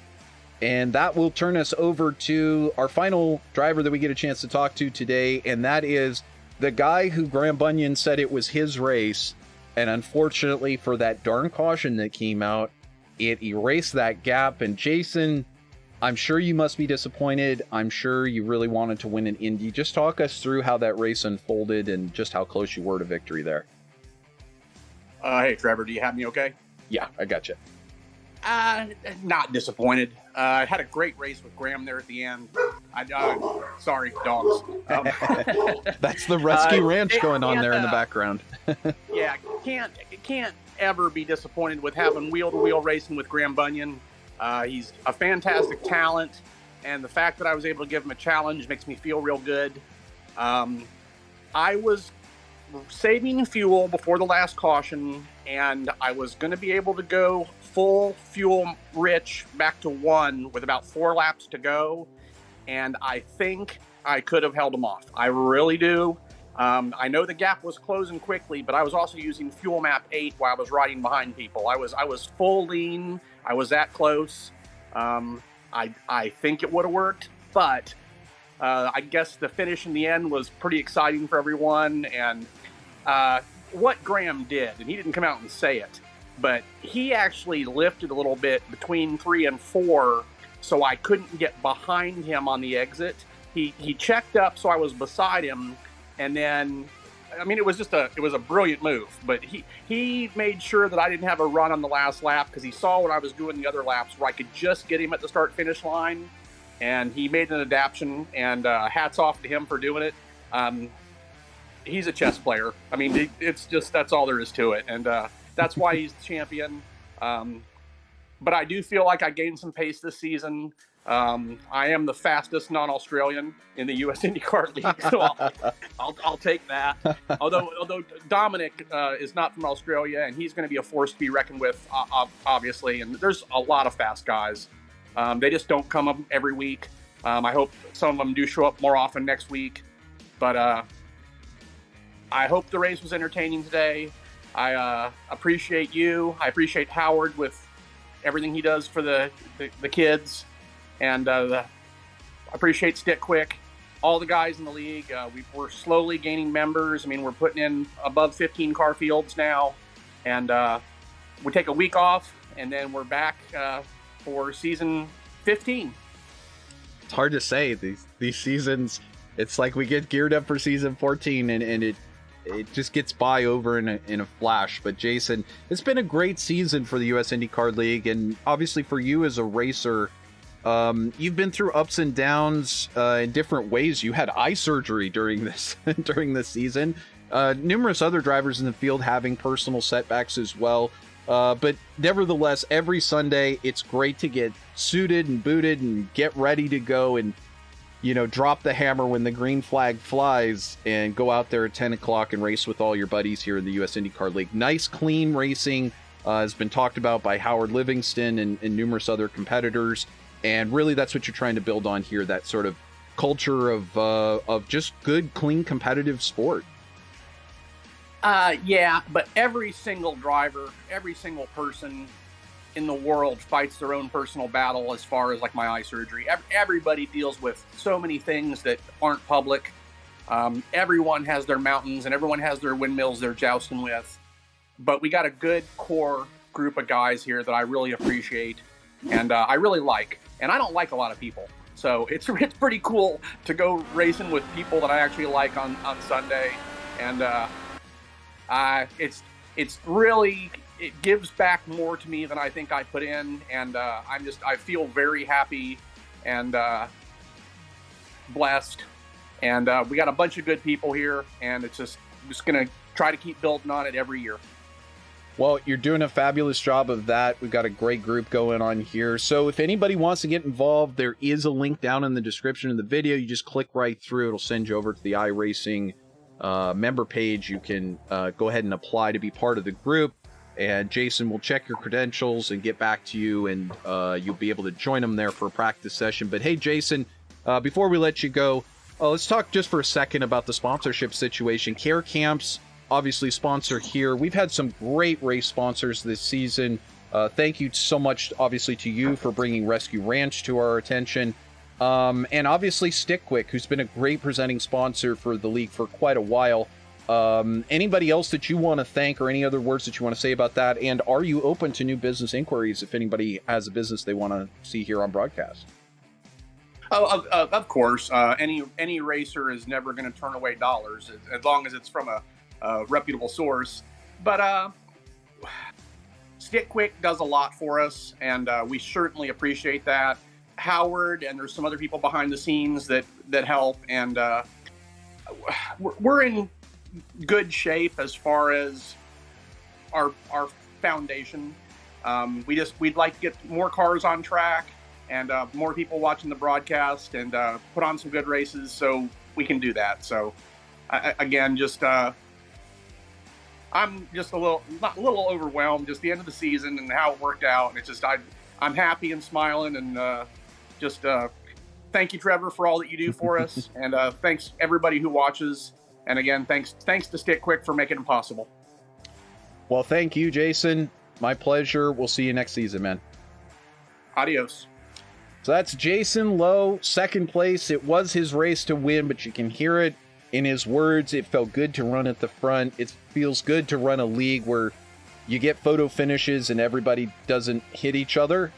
And it just keeps continuing to grow here. So, join us for next season. If you're a fan out there of IndyCar racing, this is something that we really enjoy doing, coming out here every Sunday and racing. Join us, hit that subscribe button, like this video, tick that bell over there, it says notifications, and you'll get all of the notifications of next season. We'll be announcing the season schedule very shortly.